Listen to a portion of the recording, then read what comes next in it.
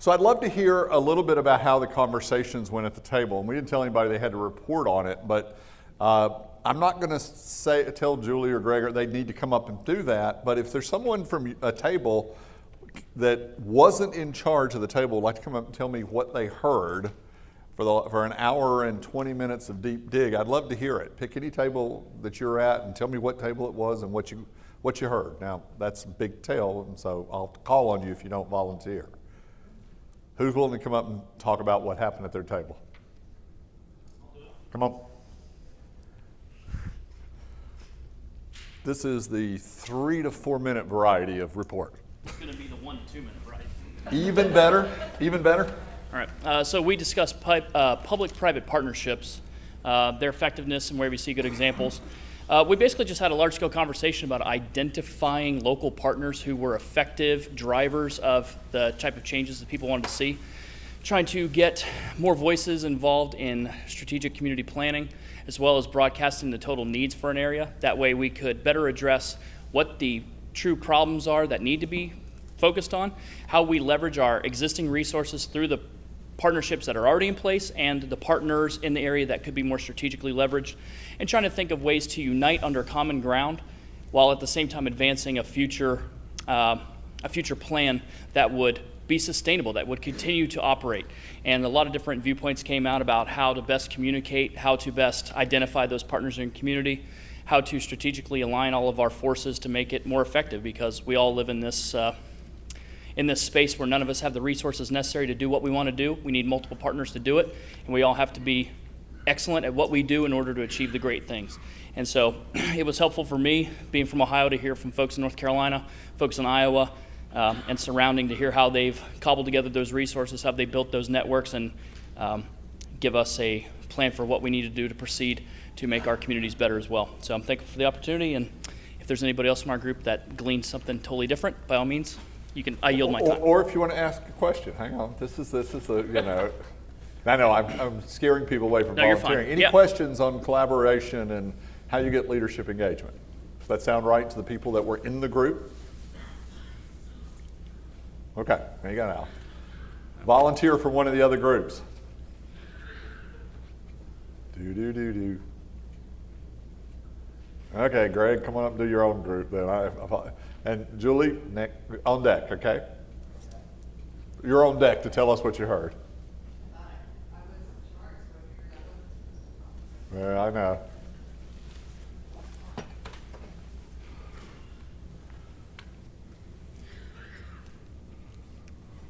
Move you back out of the way here before we get popped up.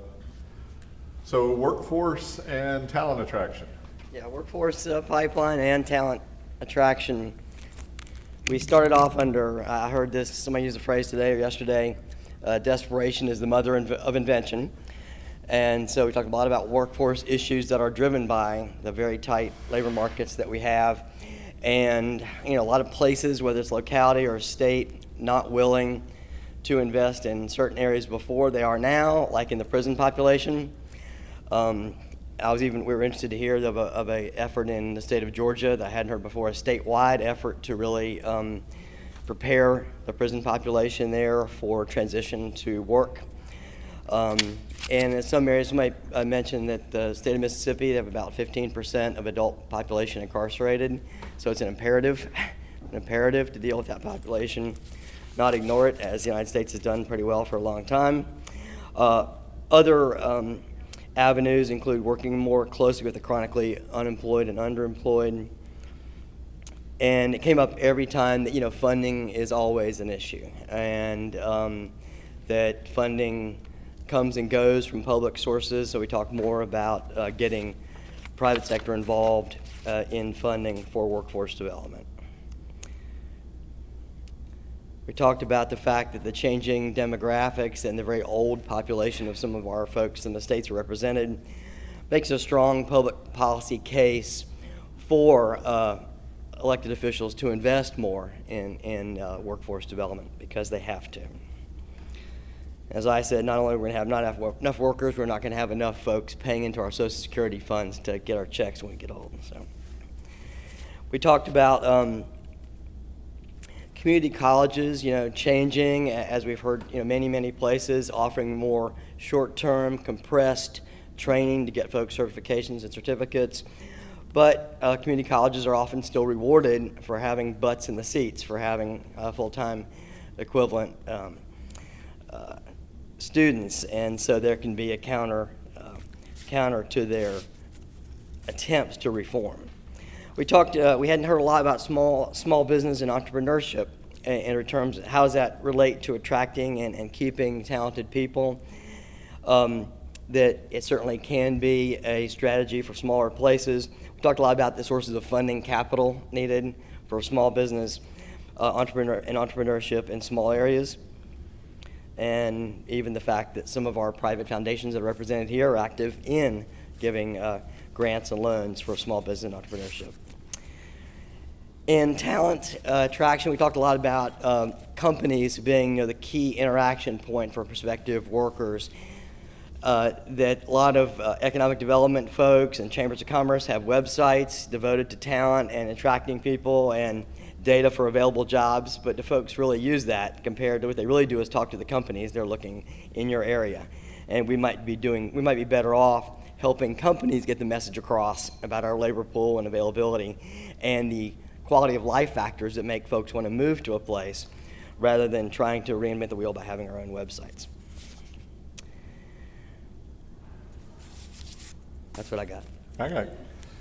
Questions for Greg? Anybody else from the group want to add anything? We thought it was interesting that everybody wants to talk about workforce until you're put into a room and told to fix it. Yeah. And then a lot of people don't want to go to the table and talk about that anymore. So let me ask, do you think that automation is going to fix the labor shortage? There's this race going on, right, against declining numbers of people in the labor force and automation taking away the jobs. Now, we know they're going to mismatch, guaranteed. But is automation going to be the solution to not having enough labor? They say that the uptake of automation has been slower than usually predicted in the United States. I'm worried that's not going to happen fast enough because the next 10 years are going to be really, I think, tight for the labor market in the United States. Right. Agree with that. Yeah. Yes? Can I just suggest an alternative way to think about it? Sure. Because we keep talking about the race as if it's inevitable. I think about it as a dance, a tango, people with machines, and there are all sorts of examples of ways in which jobs have been enhanced by virtue of automation, and that it's the learning to dance period that we're in. So it need not be a race. Yeah, I don't disagree with you. I think that we tell people, yeah, so the point was that it's not a race, it's a dance, that this comes and goes, and how people are integrating with automation is as important as a race. I was using Andy's suggestion earlier that I try to be simpler and only have 2 data points, so that was my race point, but it doesn't work. It is always more complicated than that, so tell those marketers not to do that to me. I think that we are entering a period where, depending on what we do with immigration policy, we're going to have some severe shortages in a lot of places, especially given that not a lot of people are moving. So I think it's going to be a time where labor has a lot more bargaining power in the future individually than they've had at any time that we can remember. So I think that's going to be fun as we go forward. What do we see that mobility has declined by about half in recent years? Statewide shift, people who moved between states in the 60s and 70s was about a little over 3% of the population. And now, for the last 10 years, it's hovered at about 1.5%. So about half of people move. So it is really a much less dynamic mobility market, and that does have an impact. So, Julie, would you like to tell us how y'all solved the equity question, which Will threw out as the question of the day, and I was assured that y'all would have it figured out by lunchtime?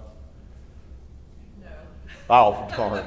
Well, I mean, it was worth. I mean, everybody was going to get their pencils out and write real quick. We focused on really the question of inclusion in community processes and community change, and shout outs to lots of people here, so Mickey and Anil and Barbara and others should speak up. We spent time listing a bunch and talking through a number of processes that can work and we've seen work, and some of us in the room could speak to, that just are new or non-traditional ways of engaging people, emphasizing the time it takes to build trust, thinking about the value of exploring a community's history as a way of bringing people together in some new ways, paying attention to who shows up at events and creating a kind of dynamism in a community by almost flooding it. This was Macon's story, with lots of different ways of engaging folks in the community, listening to people differently and intentionally,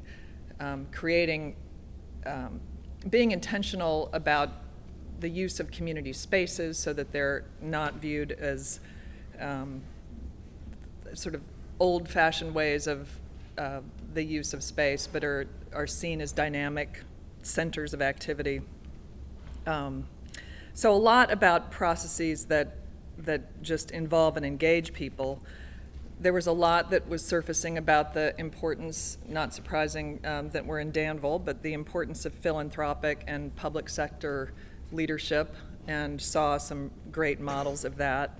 We talked a fair amount about the need for really authentic grassroots engagement, and this was a knotty issue that people really wanted to dig into. How do you really get low-income people in communities of color into the conversation in new and really authentic ways? And Mickey was able to share a number of things resourceful communities do. We talked about using small amounts of money to catalyze engagement, changing the way we frame what showing up even means and how that's valued, and measuring that differently, because people put a lot of time and energy into changing things in their community that often are not valued. So having a real asset orientation. We, toward the end, pushed on this question of how to really link this equity and inclusion frame with the power structures, if you will, who's really making the fundamental decisions about the trajectory of the local economy. We made less progress there. That's my answer of no. We didn't completely get that far. But a sense that is possible, and it would be interesting to marry the conversation we had with the conversation about partnerships, and because I think had we spent more time on that, there are good models for how to do this kind of true authentic engagement, and at the same time link that with key decision makers in the community. We just didn't push on that as far as we might have. What am I missing? Barbara, Mickey, others that were in that room. That's okay. I'm going to come to you. I used to be a phys ed major. I should do this, right? Right. Where? Just talk. Feel like you're the wrong one. Yeah. Yeah, sorry. No. This would have been All right, loud let on me television. let me This would have been this is the TV mic. So it'd have been perfect for the TV mic. It would just been loud, not for this mic. So we also had a couple of good examples of how to engage young people, and as a way thank you. of not only engaging young people, getting different data. Alex shared a great example of how Macon did pay young people for the summer to go into neighborhoods and interview people. And he said he came out with a totally different set of data on what was needed, what the challenges were, what people wanted, what people saw as the assets, than he would have ever done for any kind of survey he did. And also, just if you engage the young people, then a lot of times it either brings along the adults or shames them into coming along. So.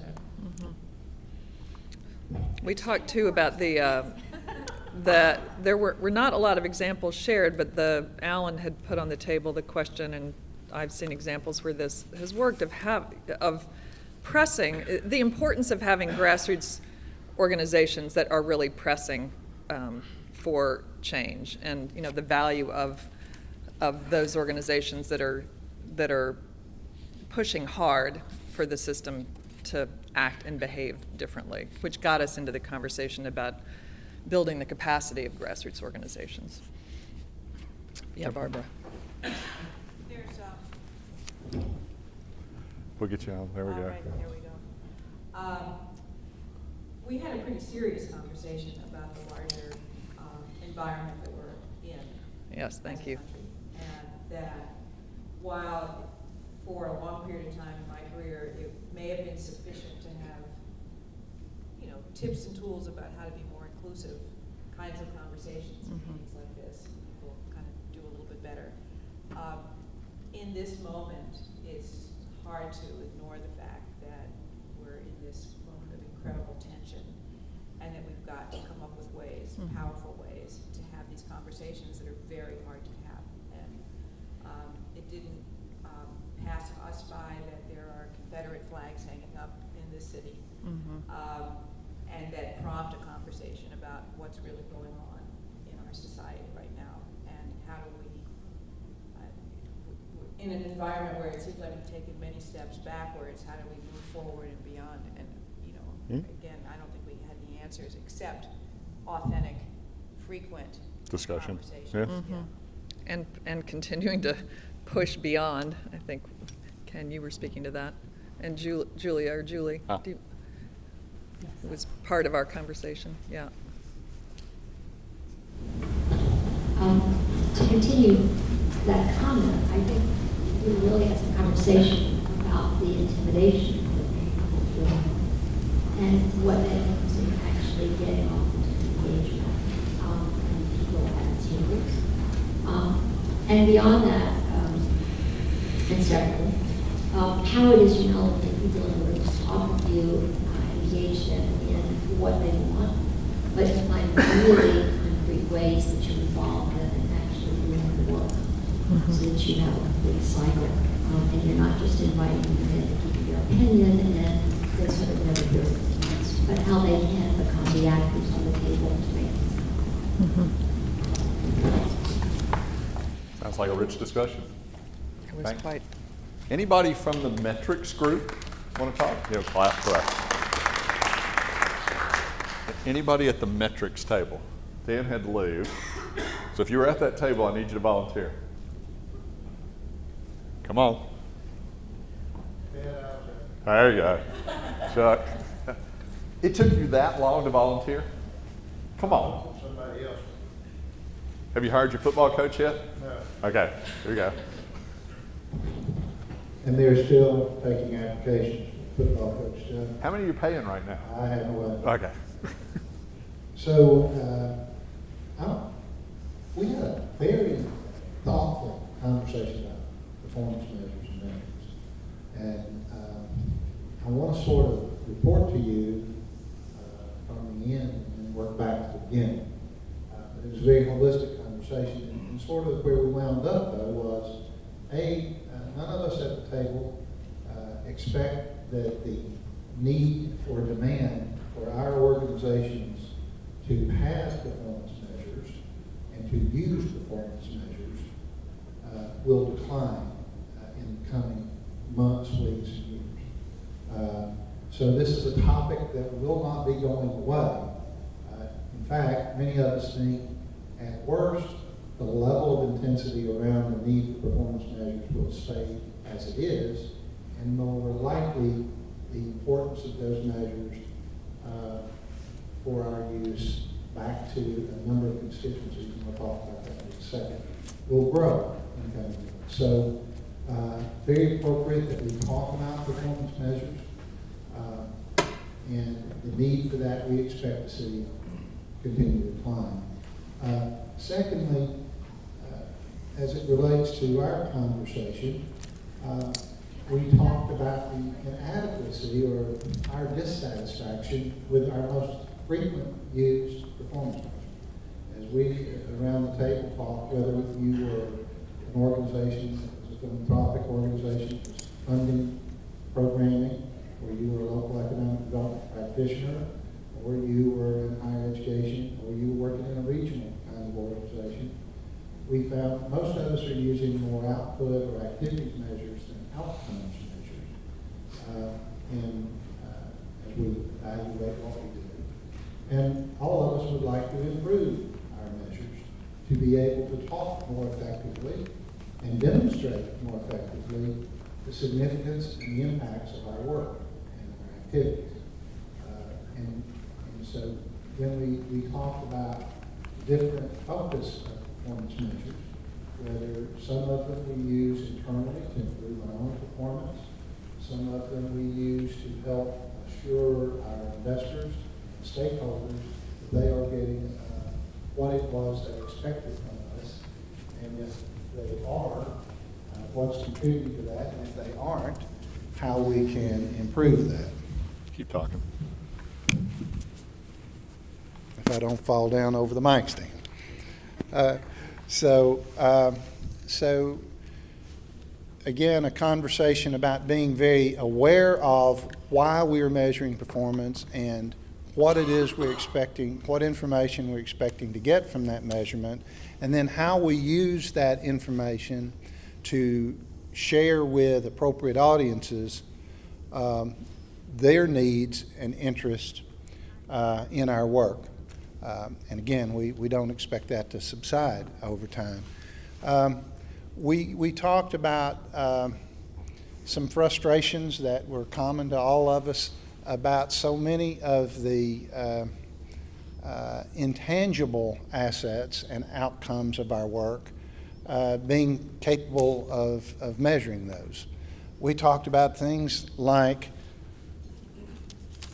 a diversity of leadership quotient, which I find to be an intriguing idea and an interesting idea, but not a widely understood or accepted practice just yet. We talked about the need for a happiness index to where people understand just whether and how comfortable they are in their communities and whether actions are increasing or lowering the happiness index and how we enjoy living together. We talked about a range, and at a meeting where we're talking about economic development and economic vitality, you should have heard the range of measures that are deployed in measuring community wellness and community health and community capacity relative to the wellness of the population and how we're trending. And as our healthcare professionals engage and as foundations are asked to invest more in community wellness, again, how we link that and tie that to other strategies around talent attraction or workforce preparedness or on and on and on, livable communities, community design. So the integration and the interrelationship of performance metrics was something we talked about, which then kind of led us back to the beginning of our conversation and the end of my report. I know you all be happy to hear. Which was, so what are the goals of our organizations? What are we trying to accomplish? Because unless you can articulate and understand what it is you're trying to accomplish, how in the world will you ever effectively measure it? And so there has to be reasonable and consistent linkages between our vision for what we're trying to accomplish and how we know if we're getting there, so we don't all look like the Cheshire Cat and reminded of the statement, if you don't know where you're going, any road will take you there. So that link between the organizational goals and what it is you measure is a critical link that we need to think about as we create our performance metrics.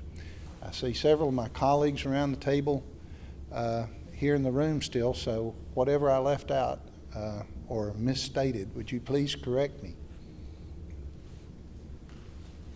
You did good, I guess. I was interested, Ted. Our group that reported about before talked about, on inclusion, talked about metrics. You discussed some metrics. So we hope you'll be sure to get, if there are any suggestions about new metrics or how to better do that, please include that in the report so we can capture that. So we'll capture all the information that were on all of the boards and all the notepads. One group wrote them all on note cards. Everybody else wrote them on flip charts, and we'll put them all in the package and maybe ask some people to add some content to that as we go forward. Metrics are, we do a lot of them. We do dashboards in our organization. We find there are two sort of pitfalls everybody falls in. One is they have a whole dashboard of things they have nothing to do with. So they report on it, and people, you know, it's nice and it's good to have information. We like data, but they didn't have anything to do with it. And the second is the things they're supposed to do, they have no metrics for. They don't understand what any of them are. So it's an interesting group. Any thoughts in general? I would have been told by our audio crowd that my mic doesn't, I have several mics and you really actually need to be at that one. Anybody have comments on those things? The next conversation is going to be, so what's next? So any look backs on what you've heard the rest of the time or during your deep dives at the tables? Anybody burning to talk? Okay, so now the question for us is, were you glad you came? Yes. So what? What are you going to do when you get home? And what should we do tomorrow, other than send you all the information and things we promised to send you? What should we do to continue the conversation if that's something you would like? Any thoughts? Again, come on up to the microphone. I will bring it down this way so you can address the crowd. But we would love for you to tell us how to spend our time and your money in the future. Carl, that looked definitive.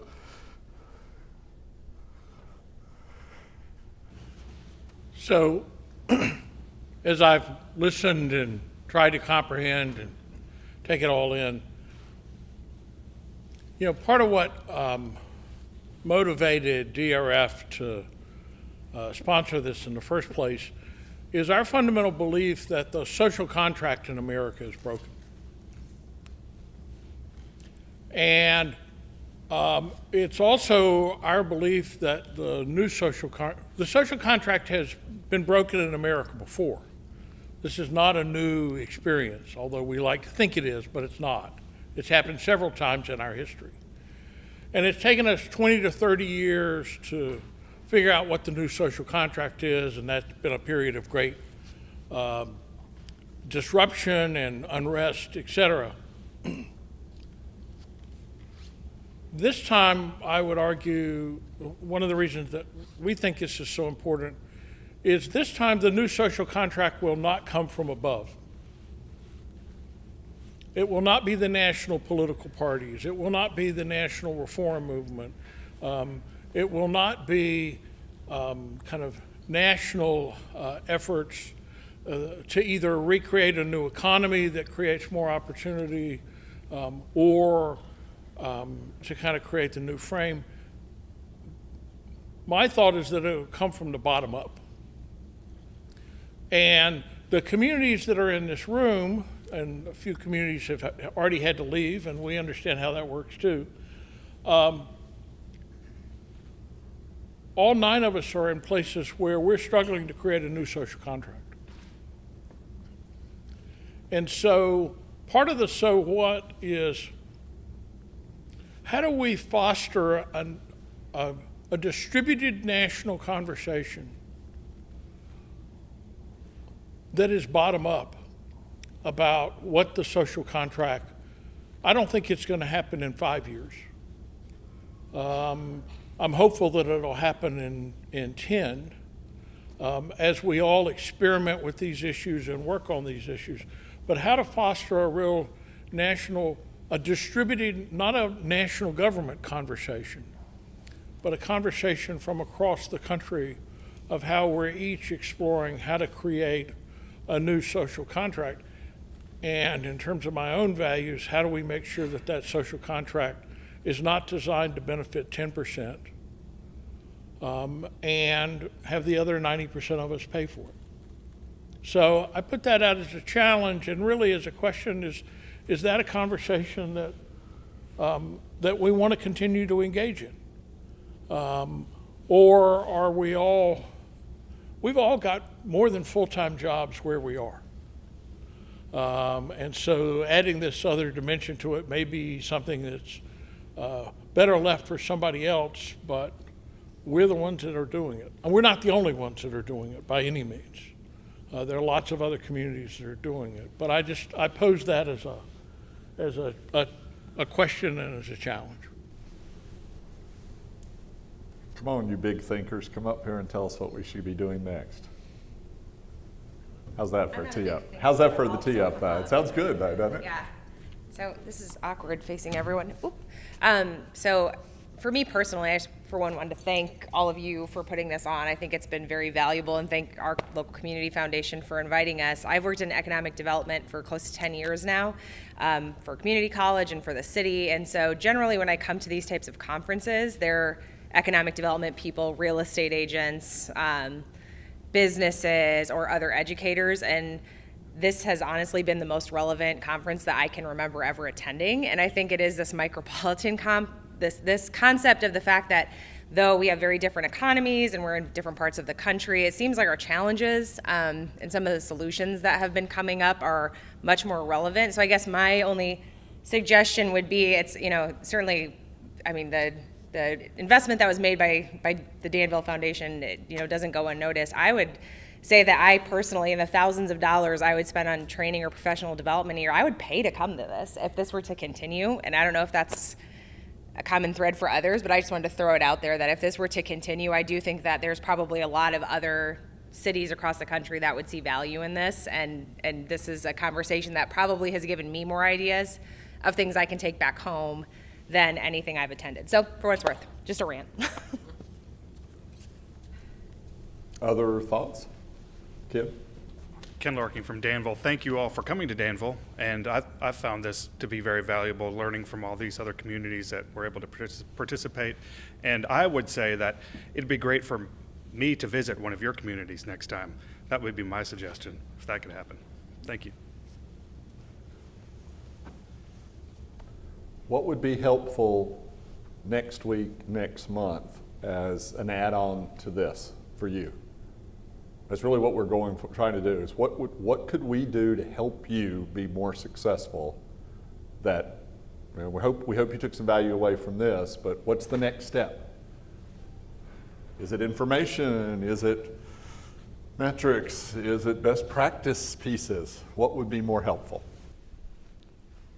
Well, this is just really a little piece, so it's not really even worth coming up to the mic for, but I'm really interested in all the readings that we got ahead of time and the other research ideas that have come out from that people have shared. I'm looking forward to looking through that.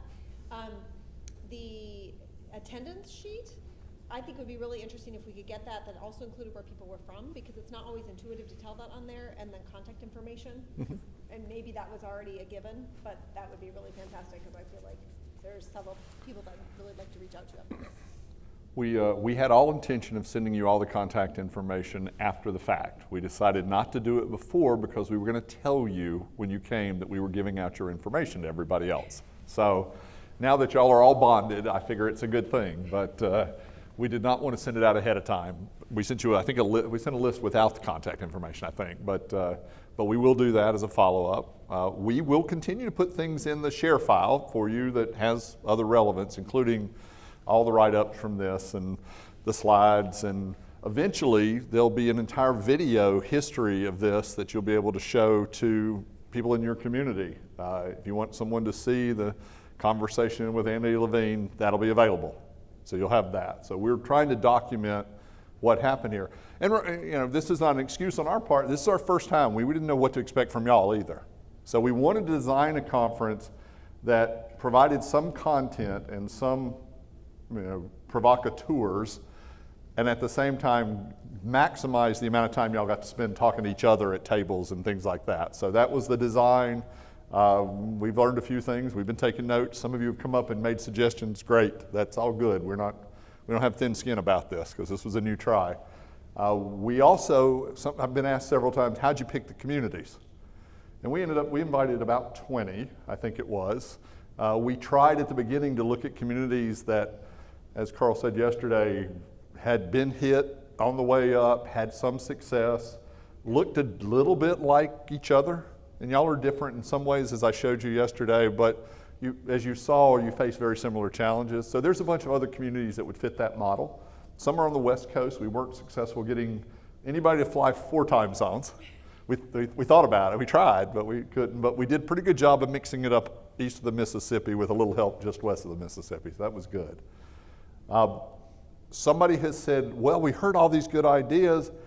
How do we get information on those best practices? So we're going to cull all the notes and see what we can find, but we might send something back out to you that says, you know, you mentioned a program that was great. Can you tell us more about it? Is there a website? Is there a report? Is there a whatever? Share files, by the way, Carly, everybody has editing capabilities, is that right, in the share file? Yeah. Yes, so you can tomorrow upload anything you want into that share file for anybody else. Strangely enough, I get a... Oh, you will tomorrow, okay. Tomorrow you'll get an ad opportunity. So far you were read-only. Tomorrow you'll get ad opportunities for everybody here that was here in the total group that you can put things in the share file for each other. And so we hope you'll do that. We hope you'll add things. We're also available, you know, to some extent, if you have questions that you want Chase, Clark, and Carl and I will try to see if we can follow up on any of them along the way. Yes? You want me to come back there? There you go. Watch this. Sorry. You are very quiet, and the TV guys do not pick you up.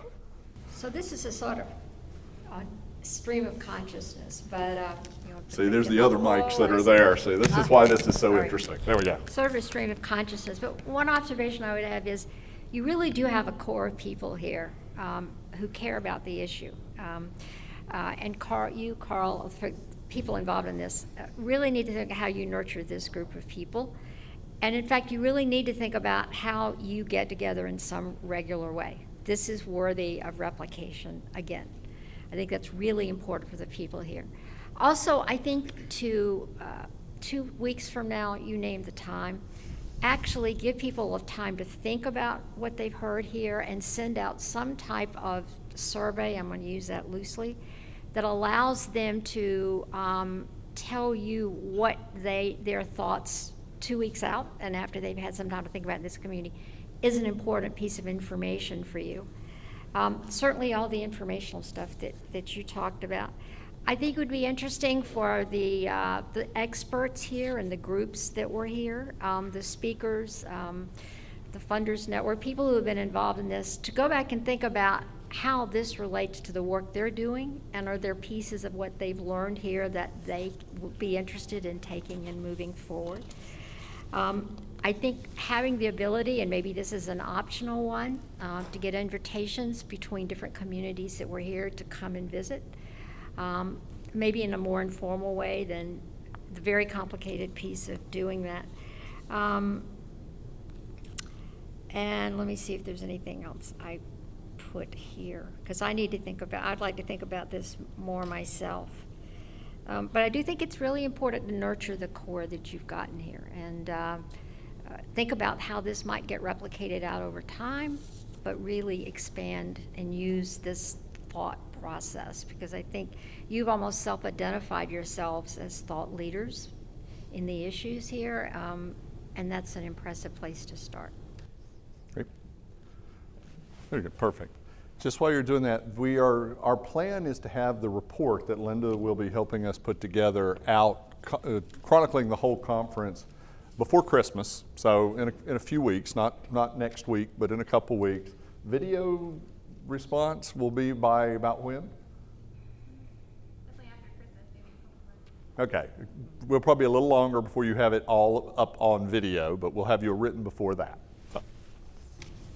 So yeah, kudos and ditto to what a lot of other folks have said. Thanks to my friend Carl for pulling this together.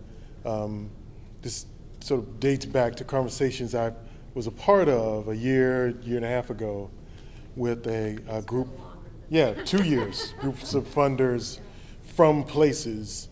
And so that brings me to a couple of points. One is, I didn't know what to expect coming into the room, and came here in part because I like Carl and trusted the process. So going forward, what I would like would be some kind of grounding statement of why this group, why this effort is underway.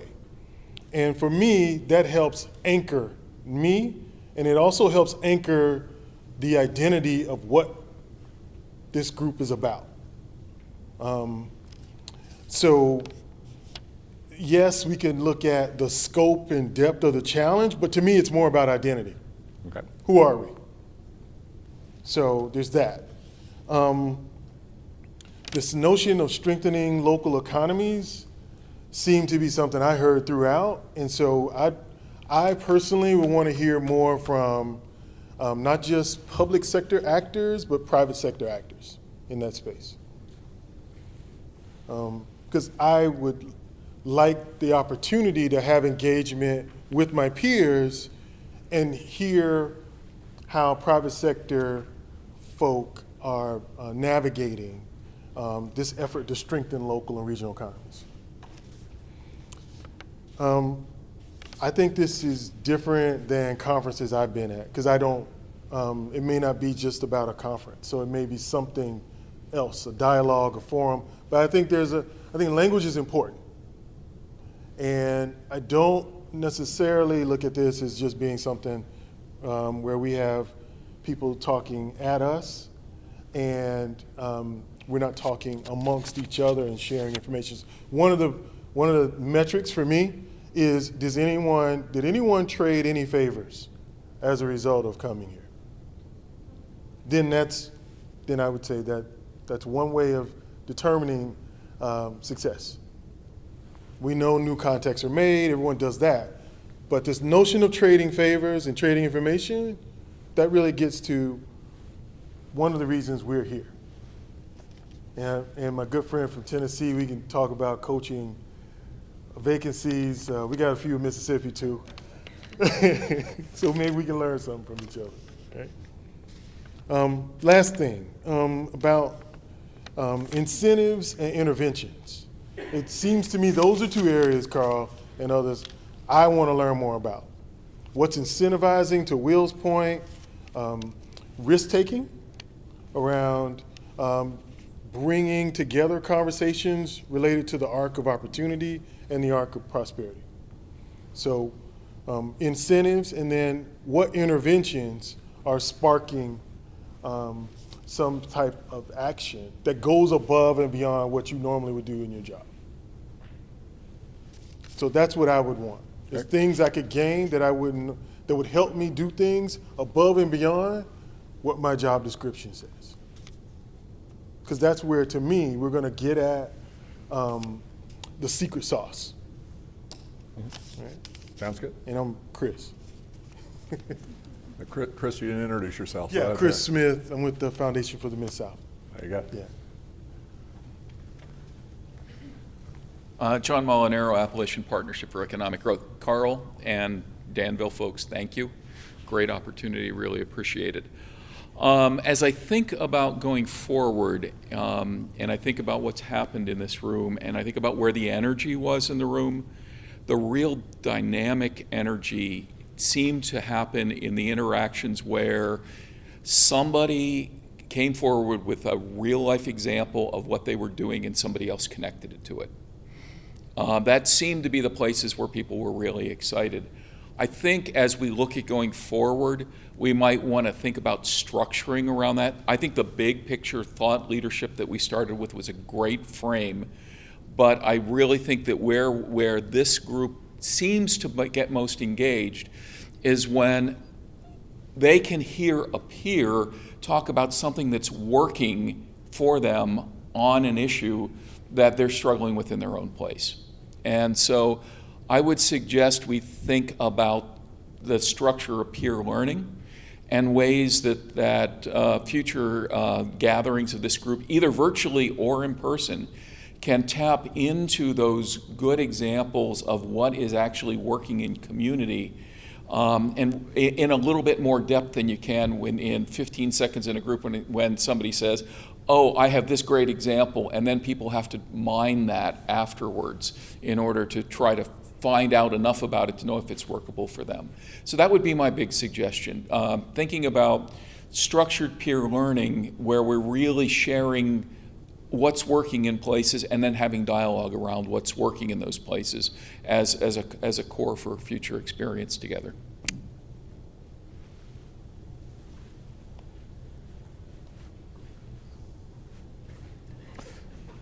it's a good thing when we have a line. That's all right. Ted, can you move this so that they're not having it back to them? How Yeah, about over here? I've been trying to move it. It's been moving around. Have Mike will travel. There you go. Hi, all. I also want to add my thanks to Carl for allowing me to tag along on this. It's been phenomenal. And that's one of the things I want to say is that I've had a lot of different stops and starts in my career and lots of opportunities to work in economic development along the various paths. But to be in a room with all of you and to hear about what you're doing is really quite remarkable. And what's more, I don't think I would have known what you're all doing had I not come here. And that's part of my point, is I don't think a lot of people around the country know how much is going on. And I'm now at MIT, and I'm trying to get a new initiative going on the future of work and the future of companies in America, and starting a new action learning program that's focusing on small cities and rural regions in America, and the hunger to understand what's going on in America is incredible. Carl came to an event that we had a couple of weeks ago, and it was packed. It was a long waiting list of people to get in, of students, faculty members, really just there to hear what's happening in Danville, what's happening in central Wisconsin, what's happening in rural Maine, because people don't know. And they don't know, they can't put together what's happening in this country. And so one of the things that I urge is that we continue to be able to learn from you and to be able to understand what's going on, the good and the bad, the difficult and the easy, the creative and the not so creative. And I don't know how we do that, but we can't just do it by having one person, me, coming and listening to all of you. There's got to be some ways of getting your stories out and getting you all around the country. And I'll invite a lot of you to come to MIT, if you don't mind. But just as a thought about how we get your stories out. Thanks. Let's see if I can help her out. She's trying to clean the room next door and doesn't want to be rude to us. There we go. Hi, Matt Fannin, LSU and Rupri. Again, Carl, thanks for the invitation. One of the things I was very interested in was, while the speakers were great, I was really interested in the narratives of what was going on with the individual micropolitan and small metros. And what drew me here was the focus on that geography, that place. What was unique about it, what was different between it and larger metros and remote rural. And a lot of that came out in this event. One of the things that I would challenge us to do is to, again, and it was mentioned by others, is to try to find how we can have these events with other regional groups in other regions of the country, okay?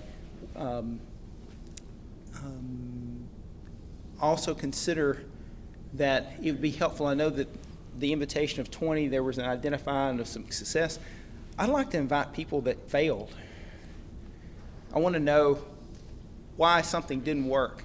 I think that comes back to the issue of, we were talking about metrics, you know. We're limited in the things that are being measured. And one of the things that this group helped was that some of those things that were not measurable that led to success, or some tacit things, got exposed. We may not be able to see with data and other evidence the failures of other locations. We sure don't want, if there's things to learn from that, we want to make sure that we do that. And there's things that those areas as well can learn. And I mean, we have a lot of very successful micropolitan areas, but we have other micropolitan areas in this country that are stagnant and declining in productivity and population and others, and they need to be a part of this effort as well. Now, it only goes so far if people have to be willing to participate in addition.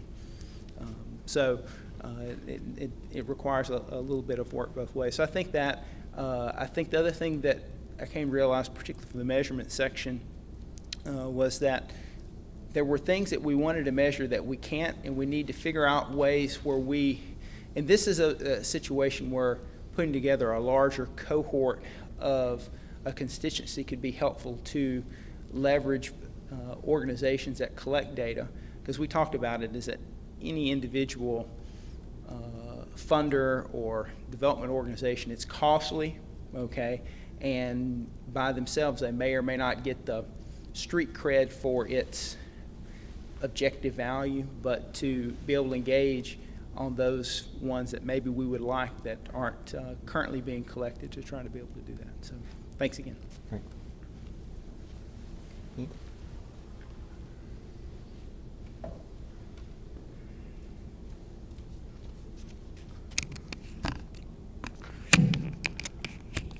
Julie Evans with the Northern Forest Center. Many thanks for the invitation. As you know, my colleague Rob and I work in northern New York and New England, a very rural region, and so the scale of the work that many of you have been reporting about is very different for us.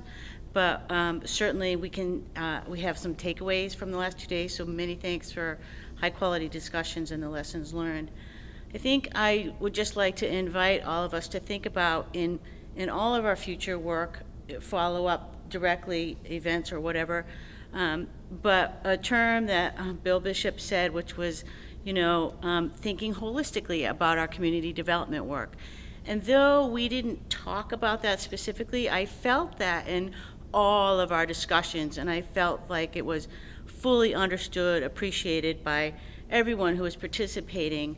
I was particularly struck in one of the readings that we did in preparation for this about one of the towns, and it's probably good that I can't remember which one, who had great success in economic diversity and growth and still had failing school systems. And I can't get that out of my mind. So I just want to invite all of us to think foundationally about our community development work. And I think it also lends itself to the inclusivity discussion too, making sure that everyone in the community is being lifted up, that everyone has a job, that everyone has the basic needs of quality of life. And then we think about the bigger, better jobs. So thank you for that takeaway. Thanks.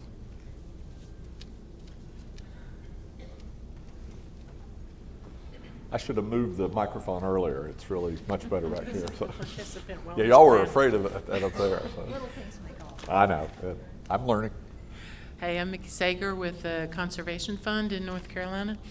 And again, thank you, Carl, for inviting me. I had to say, when he said something about a thought leader, I sort of looked around and said, wait, who's he talking to? I think two things. I've been involved in a lot of conversations about economic development for many years, but this is the first time where there's been truly in-depth conversation around equity and inclusion at something around, focused on economic development. And I do think that if we can figure out how to develop like a framework, an equity framework for economic development, we will have a much better chance of addressing the really critical issues that we have in our communities today. We did have a very in-depth discussion about the environment today. Working in the rural South and in Appalachia, I can tell you, I worry. I worry not just about our economies, I worry about the physical safety of the people that we're working with. And I do think that an equity framework can help change some of the power dynamics as well, because if the economy is becoming equitable, then we can not see equity or poverty see it as a social program. It's about truly changing the system. I also think that it's been vitally important, my observation is, part of the reason the communities are doing as well as they're doing is because they have community foundations at the table. And I think it's not purely government, it's not purely private sector, it is about somebody who can pick up the slack on the things that corporations might not be able to do or government might not be able to do. So I think that kudos to all the communities that are doing this with community foundations, and I do think that that provides sort of a foot in the door to lift up the work that micropolitans are doing in the world of philanthropy. Too much at the national level funders are focusing totally on the big urban centers. And with that disinvestment in our micropolitans, in our rural places, those are the places that are most vulnerable.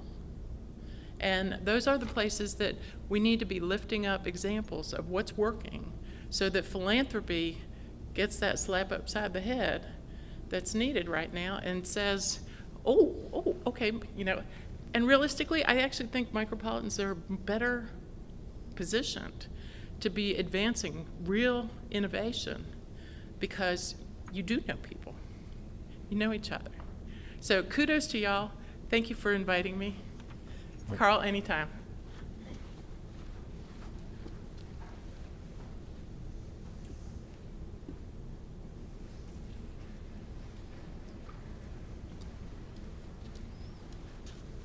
I want to add my thanks to the chorus of thanks that have been shared with the organizers and planners. It's been great, and the thanks are richly deserved. I have a couple of thoughts. One is, I think as I listen to all of you, what I'm hearing is a desire to sustain this group in a model of what I would call a peer learning network. And I'm not an expert in structuring those networks, but I think there's several components, and there's some very successful ones that have been run by the Funders Network, and in which we've been lucky enough to participate. One of those is regular getting together to sustain the personal interaction. Secondly, is a vehicle for maintaining communication in between those interpersonal get-togethers. And the third is access to new information. And you asked earlier, Ted, what would we like to learn? Yeah. I don't know what I don't know. Fair enough. So I need somebody to tell me what it is I need to know and then help me learn it. And I think a peer learning network does that. Great. Thanks. While you're walking up, one of the things that we get a lot with clients is that last question is, I don't know what I don't know, but I know what I need to know. And I'm not specific, but I know the questions that burn at me every day. You go figure out the stuff. We'll try to throw some things in the share file for you on that. So hi, I'm Elise Ikitsusi. I am with the Funders Network. Thanks for the shout out, Les. A couple of things. One, thanks, Carl, as always, for this and for everything. One of the things that really attracted me to this event was the notion that this was going to be the home of future thinking. And to the points about we don't know what we don't know, and a peer learning network exists in part in order to lift up new and interesting information for people that they aren't necessarily going to get just in their everyday work and lives, and offer a place for them to sit and think about it more deeply. I feel as though there is like a future dimension that is missing, and we touched upon it a little bit in terms of the ways that, for example, automation might affect communities like the ones that we're talking about. But I do think that there's really, I direct a group that is focused on older industrial cities, and my frame might be a little bit different from some of yours coming in, but I think in terms of the very existence of these places, are they going to make it? And I think that it's vitally important that we have an opportunity to sort of get enough information that might help us cast up some scenarios about what the future might hold. And for small places, I would imagine this would be a concern as well, especially places that are kind of isolated. So some additional sort of information and expertise, and to the extent that there is expertise about the future. I know it's a murky area. So that's sort of one thing that I've been thinking about a lot being here. The other thing, Carl, this wasn't, so I think maybe to echo Chris, it would help a little bit to have a little bit more of a frame. Is this about, the size of the community, or is it about specific types of problems that are trying to be solved? But you mentioned earlier that part of your inspiration was this notion that the social contract has been destroyed and we need to figure out a new one. And one of the things that I've been thinking about a lot lately is this notion of the intermediary organization.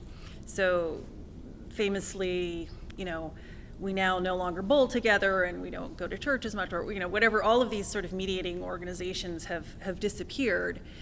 And I felt like I heard echoes of that at the table where we were sort of ostensibly discussing public-private partnerships. But a theme that I heard there and that I've heard in other communities as I've been going around fairly recently doing a set of focus groups is that the very basic sort of communication where people would know just what's going on in their own community it's just gone. That function doesn't really exist.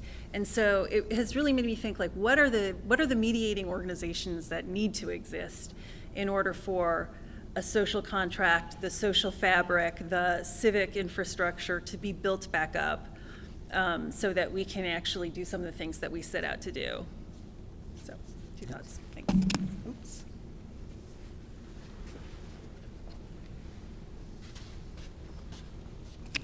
Hi, Rob Riley, Northern Forest Center, work with Julie.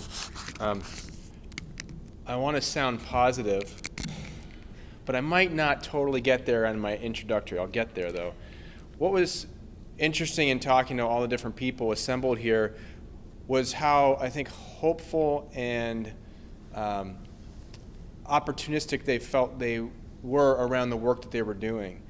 And yet, the further I sort of probed and reflected, the more I realized how much our structures are impeding our progress, whether it be our own organizations, our own governmental systems, our own funding conduits, our own relationships with people across the table.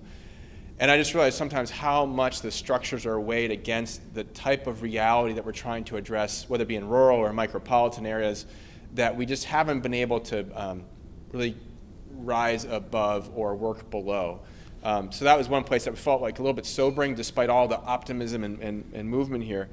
The other piece that comes into my mind when we think about this is that a lot of great successful projects, Cedar Rapids, is that where you guys are from? Yeah. Right. We had a conversation here. I'm like, well, what's the problem? You guys are like winning everything. You got everybody. We're worked out, and clearly there's some challenges there. But again, someone mentioned earlier, like, where are those places that really are stuck behind the 8 ball? And what's the path there? Is it about how to gracefully close that place down?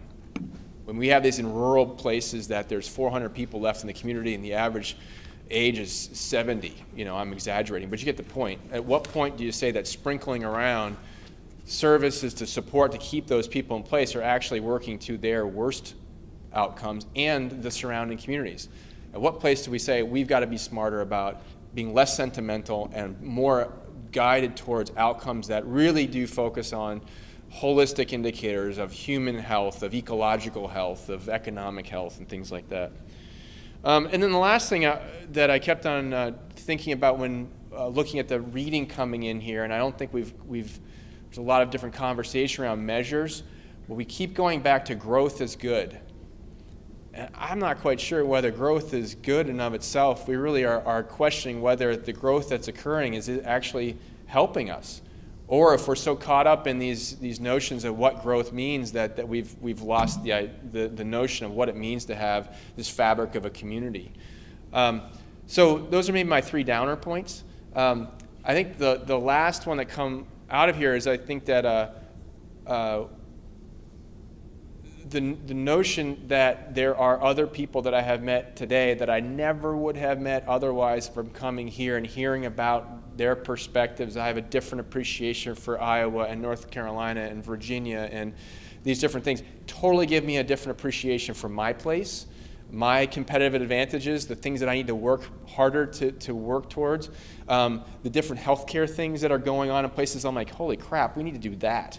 And just learning from what all you people are doing is really super inspiring. So I'm going to try not to go back to business as usual and try to think about pulling these readings out and think about reflecting upon this time, because this is a gift to be not working in what we do all the time, but to be kind of connecting with other people and reflecting upon that. So thank you for hosting this and the good conversation. And the one last little comment I would say is it would be great to have the reflected diversity of the room also up at the front of as we're talking. So maybe it's already been commented, but thank you.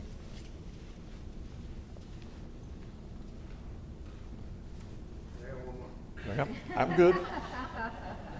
So, so you asked about like what's next or so what. So I would challenge y'all. It's like when I go to the barbershop, and I'll go ahead and say this story, right? I'm in Mississippi, I'm in Jackson. Went to Kroger grocery market, got some food. Well, damn, I'm gonna go get a haircut. So I walk around the corner and I hadn't, I'm new there, I didn't know. And I go to this storefront, it's a barbershop. I go in and there's 4 chairs and 2 of them had like a Laverne and Shirley person, okay? And which is great. And so one of them said, hey, what can I do for you? I said, well, I want to get cleaned up a little bit. And she said, well, Danny. And so she turns and points to Danny, and Danny has his back to me, and he had a plastic container with razors in it that you use to edge your hair. So Danny turns around and drops it. And by that point, I then moved and sat down in the chair, right? And we started having a conversation about Ole Miss football. Started talking about football. And by then he's put the thing on my neck and he's starting to, are you okay? Are you all right? I'm fine, Danny. The point I'm trying to get at is once I sat down, I was committed. So Carl, to me, we just need to set the date for the next meeting. Whoever shows up and is in place to benefit from being in and amongst all of us and learning that will emanate from it. But I would not wait. So my grandmother says, don't wait. Right? Pick a date, set the tone for it, and then we need to figure out, if we're committed, how to get here and be a part of it. I think we should measure to metrics, grit. How you do it, how it looks, I'm way above my pay grade.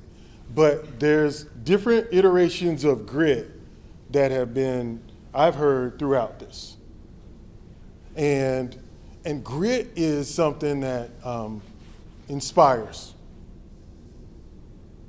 and seems to come pretty natural in our storytelling.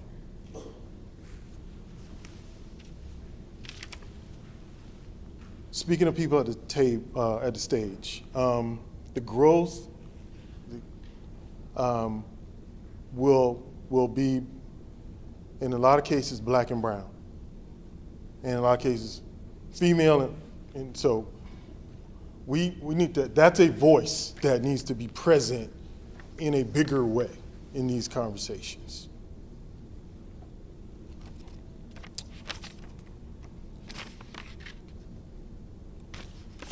This microphone and this has been the best thing you did. You want my direct feedback. You didn't like the tables? I'm telling you, the best thing you did is right now. Okay? Because it gives me a chance to bear witness. And it gives me a chance to experience your presence in a way that, but for being in this room, I couldn't get. So this made it worth it. Okay? So you can send a survey, but I'm telling you now what I got. Okay? That's it. Huh? You want your pen? Yeah. Thank you. Thank you. Anybody else before I ask Carl to come up and close us? Or come over and close us? Chuck, do you want to give us one?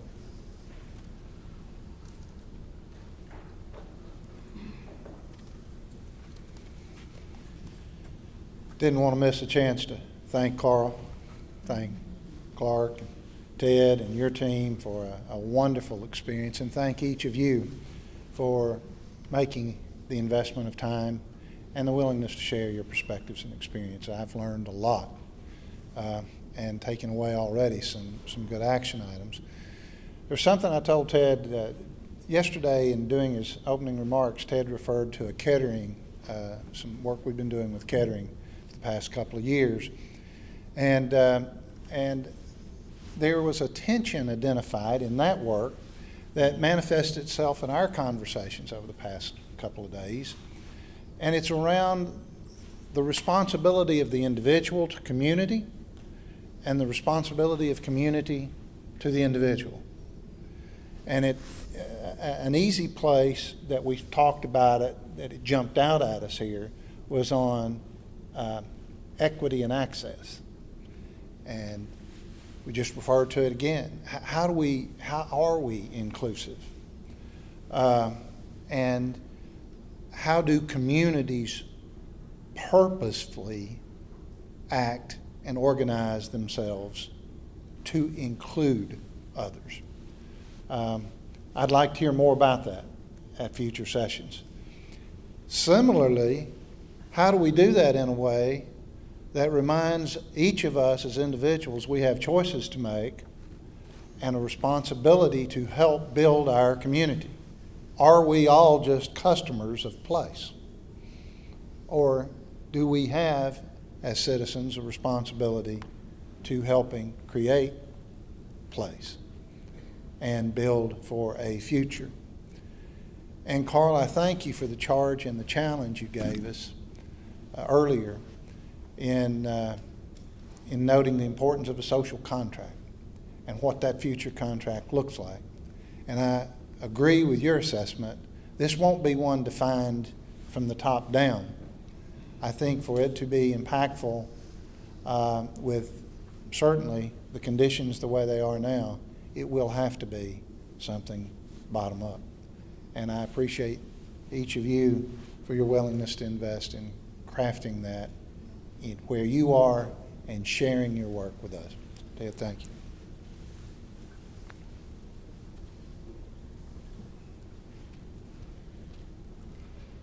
I'm Carla Tweetbell, and I'm at the Greater Cedar Rapids Community Foundation, and I've been at the Community Foundation for about 10 years.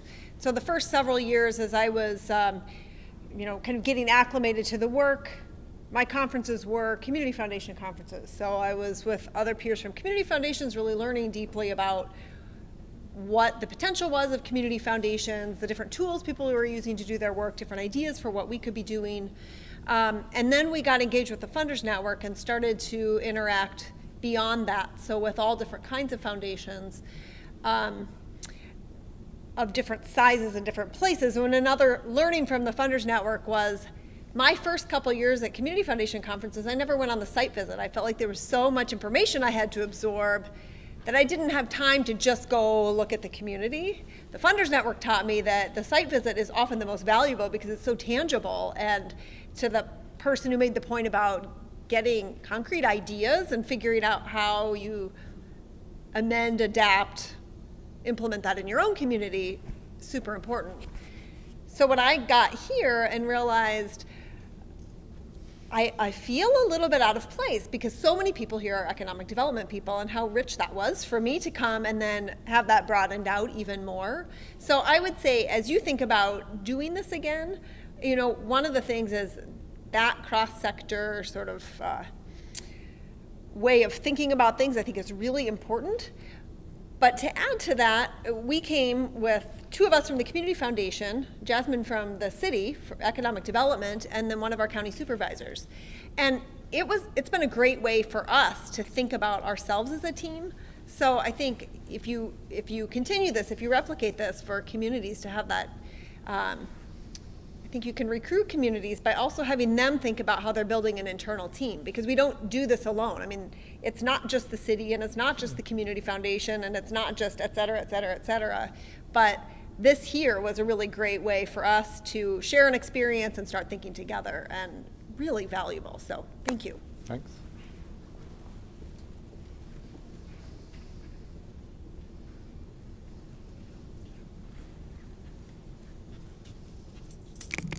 Hey, so my name is Ideal Ortiz, and I'm the program officer at Kate B. Reynolds Charitable Trust out of North Carolina. And just wanted to thank you all for all the great content that was shared and the wonderful conversations. We primarily focus on health in the program area that I am responsible for, and but we recognize completely that there's no way to separate these two interlocked issues of economics and health, and so it just can't be done. And I appreciate, as someone who's young and new to the field of philanthropy, the wonderful content that was shared, and I'm very inspired about how it's going to spin off new ideas in terms of how I think about proposals and communities in a more comprehensive way. So thank you for that. You know, in mentioning growth, and so he and I have had a lot of conversations here recently about growth, and there's something that I can't shake out of my mind. Went to a conference at Harvard not too long ago about community-based participatory budgeting. And so when we think about communities having people as citizens and active participants, having a real civic life and not just being customers, I see that as a very hopeful model for how to get people to understand what's going on in their community, what the various assets in a community are, and how might they leverage their own taxpayer dollars to implement particular solutions. And so when we think about ground up and being an active participant in a process and being able to directly assign where dollars go, that seems to me like a really hopeful idea or process for encouraging that and incubating that in a community. And when we think about the scale on which to do it, if Boston can do it, certainly some of these smaller communities can do it, and I imagine that that would have very visible impact in community. But one of the things that was shared during that conference, the session was done by a group called Policy Link, and for those of you who may or may not be familiar, I see some head shaking, They have a equity atlas that they have launched, and a phrase that presenter used that really gets at some of what growth might be good. Her quote I want to share with y'all is that equity is the superior growth metric, or the superior growth model. And so as we think about the browning of America, what we see is a lot of people who have this very false notion that as communities become more literally diverse, more people of color in a community, that, oh, these old problems affiliated with them will go away because they'll just be the majority. And really what happens is that the structures are still the same, and they just impact negatively a broader swatch of your population. So thinking about how you're growing equity in your communities and tracking that. So that's all I wanted to leave y'all with, and I hope everybody drives home safe, or flies, or whatever you do. So.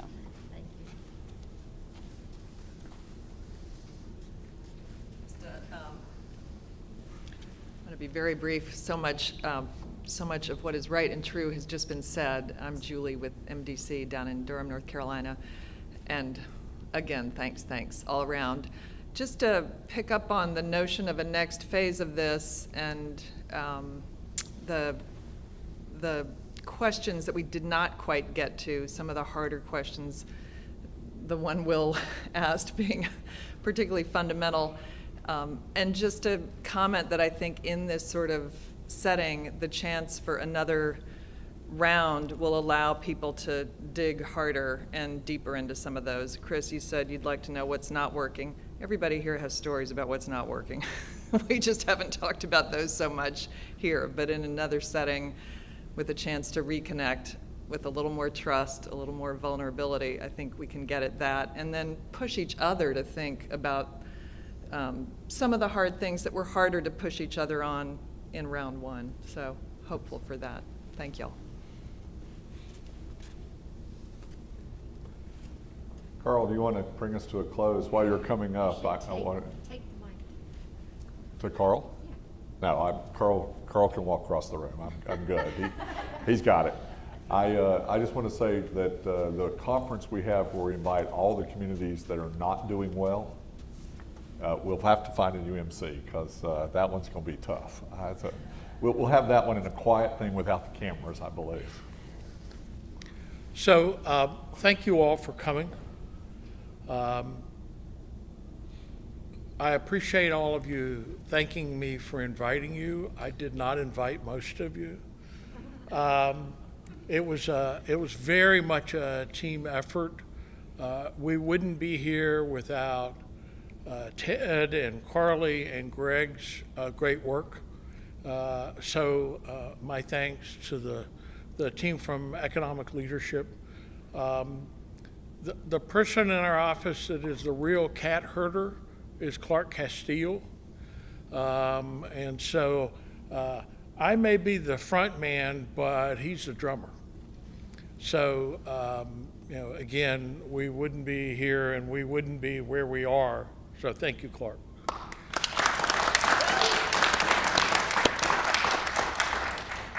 We intentionally designed this small because we think small is important to honest, genuine conversations. And, one of the metrics we all like to be able to say, well, I was at a conference with 3,000 people. Well, here you were at a conference where if you wanted to, you got a chance to talk to everybody that was here. And that was an intentional strategy on our part. I think we all leave with, one of my metrics is I'm a note taker, and so I have 11 pages of notes from the last 2 days of things I've heard and things I want to think about more and other ideas. We are in a very negative and challenging time